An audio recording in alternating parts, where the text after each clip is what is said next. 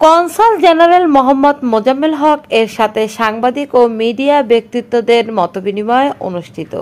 আমাদের প্রতিনিধি Hakikul Islam Khokon new York থেকে পাঠানো তথ্যচিত্রে থাকছে বিস্তারিত। গেল 17 জুন 2025 মঙ্গলবার বিকেল 6টায় বাংলাদেশ কনস্যুলেট নিউ ইয়র্কে নতুন কনসাল জেনারেল মোজাম্মেল হক এবং ওয়াশিংটন বাংলাদেশ দূতাবাসে নবনিযুক্ত প্রেস মিনিস্টার গোলাম মুর্তজা নিউ ইয়র্কের বাংলা সংবাদ মাধ্যমের সাথে এক শুভেচ্ছা বিনিময় করেন।